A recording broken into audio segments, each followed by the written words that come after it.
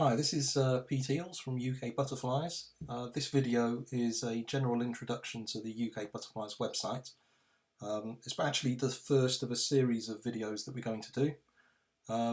This one is really just an overview of the website, and we'll not be looking at the community aspects in the forums or moving into the details of the species pages, which will be covered in separate videos. Anyway, hopefully you can see the UK Butterflies homepage in front of you.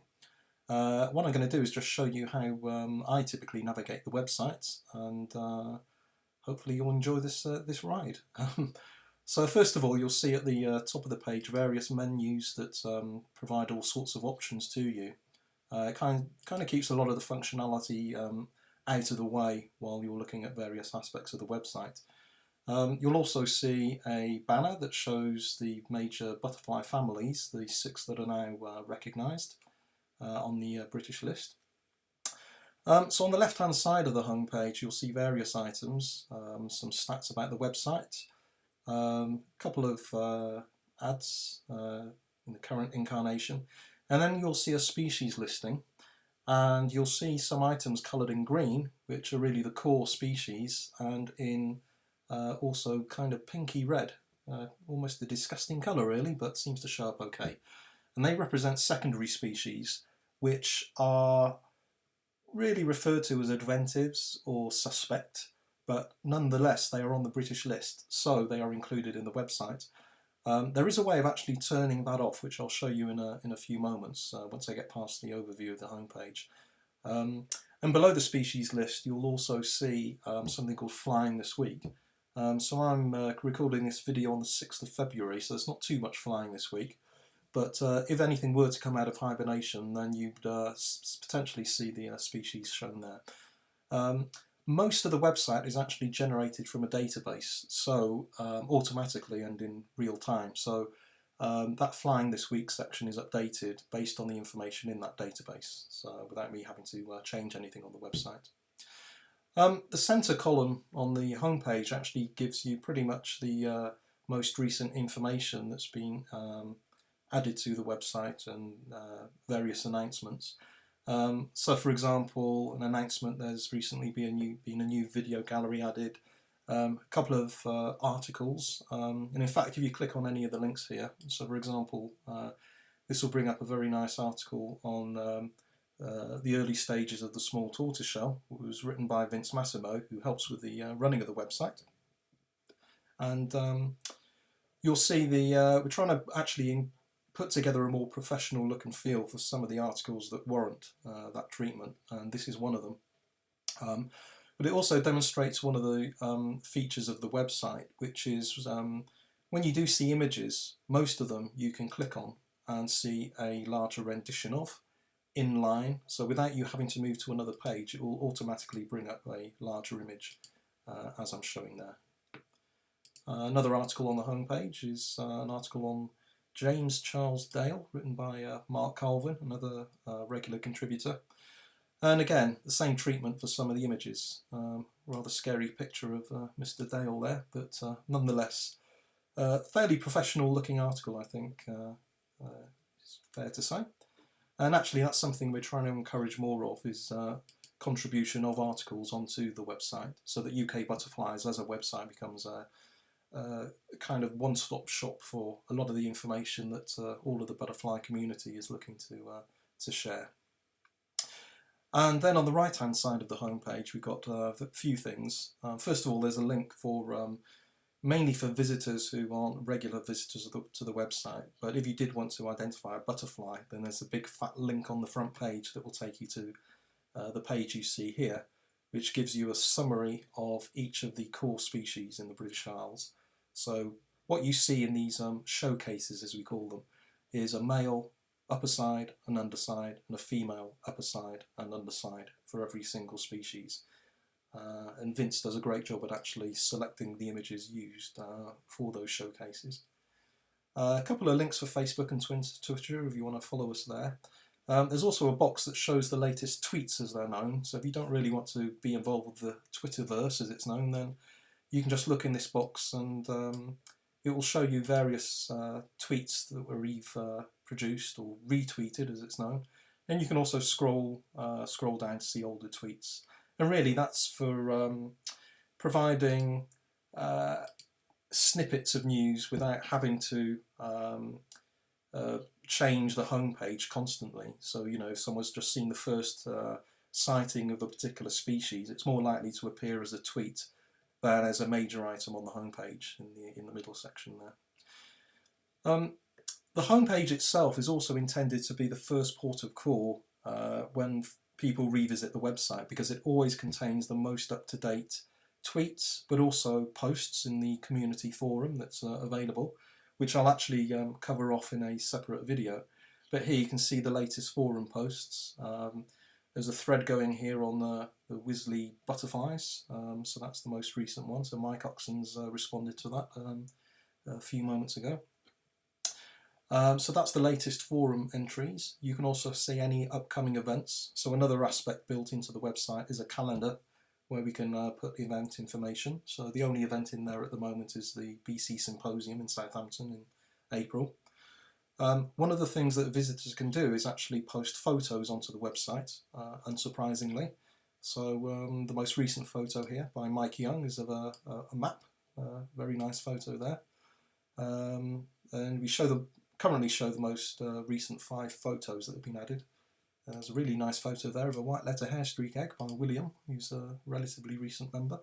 He's made some good contributions. Recently we also added video capability onto the website, so we also post recent videos. This is actually a link onto YouTube, so you don't put videos directly onto the website, but simply put a link to YouTube videos into the website.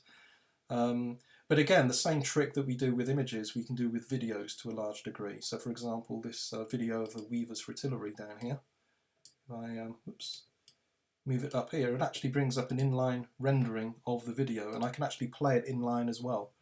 So once again, I don't need to move off to another page in order to see the video there. And of course I can link over to YouTube, maximise the screen, and all of the things you'd normally expect to do with a video. So that's the home page itself. What I'm going to do just to conclude the video is just do a whistle-stop tour of what's under these menus, because there is an awful lot of information under these. And I've actually re-recorded this video because when I went into the forums and the species summaries, it was running at about half an hour. So hopefully this won't take so long for this particular video of the overview of the website. Under the home menu there is a user settings link, and in this link you can actually customise your experience of the UK Butterflies website. For example, if you didn't want to see the secondary species on the home page, then you can turn them off. So this button here, so I'll just select no and hit the submit button at the bottom of the page, which you can't see, and that's now customised my experience. And if I go back to the home page, lo and behold, there are no secondary species shown. So if you just want to see the core British species, then that's something you can do. There's a contact us menu which gives you information about the UK Butterflies team, so myself, Guy Padfield, Gary Richardson and Vince Massimo. There's a biology section which to a large degree is giving an indication of what we're going to be doing rather than what we have currently. So we've completed 3 sections so far on anatomy, taxonomy and variation, and the others will be completed. And if you drill into any of these items, you'll be taken to an article which has the same look and feel as some of the other articles that I've shown. One of the nice things about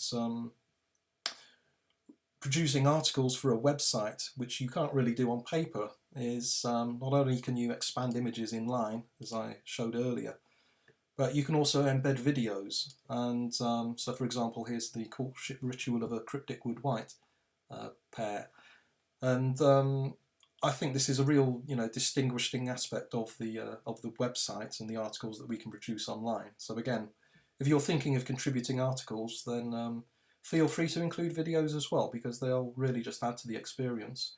And there are some things that are almost impossible to show in a still. For example, as we've just seen, the courtship of a wood white or a cryptic wood white. The courtship flight of a silverwash fritillary, for those that have seen it, the gliding of a white admiral, those kinds of things really can't be shown on paper, of course. So feel free to include videos in any articles that you want to submit. I'll go into taxonomy and species definitions and family definitions in a separate video because there's an awful lot of information to be potentially shown there. Similarly with the community aspects, to a large degree that represents the forums and elements handled by the forums, including the submission of images and videos. And again, I'll include that in a separate video, so that will make the third video in total. But there are other links that you'll find by moving around these menus. For example, UK Butterflies provides an award every year to what we consider to be a significant contribution to the UK Butterflies community. So you'll see the winners on this page. So one last year by Neil Hume for the contributions he makes to UK Butterflies and to butterfly conservation in general.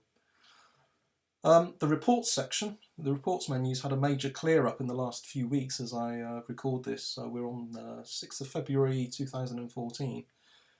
And if you click on any item here, you'll see quite an extensive list of articles, trip reports, reviews and so on. And as I showed earlier, one of the things we've tried to do is provide a more professional look and feel to some of the articles that warrant that. So for example, the article on the variation in British butterflies, which I wrote a few years ago, has been given a slightly different look. The inline images have been enlarged, and overall I think it just looks a little more professional than what we had before. But if you hadn't seen what we had before, then you wouldn't know that, would you? But you'll see a lot of articles in there which quite valuable, I think, quite a valuable addition to the website. So that's the reports menu. Under resources, we have various things. There's a frequently asked questions page. The most frequently asked question by far, based on the emails I receive, is of people who found a butterfly in their house or garage during winter, and they want to know what they should do with it. So there's a response in there, and other questions are answered as well. We're building up a glossary of terms, links to other sites, links to butterfly conservation policies, various products which get a mention in terms of apps and books and DVDs. There's a search capability for the website. There's also a search capability in the forums, which I'll discuss when we record the forums video. One of the things we've also done a lot of work on excuse me, over the last 18 months is provide references to sources of information that we use in the species descriptions, and that list of references now has its own page, and it can be sorted by year or by author. So if I sort it by year, you'll see the oldest reference first. And one of the nice things about this, I think, is again it brings together information in a single place regarding our British butterflies. So for example, if I wanted to see the original definition of, so what have we got here, Heteropterus morpheus, which is the large checkered skipper. The original definition is on page 471 of volume 1 of Pallas's work here. And if I click on that link, it'll actually take me to a new page where hopefully we'll find that definition. So here we are, item 64, Morpheus, in Latin. So this is where I'd call on Guy Padfield to help me with the translation there. But the point is that any references that are used in articles or on species pages and what have you in the website will be included in the reference listing that we see here.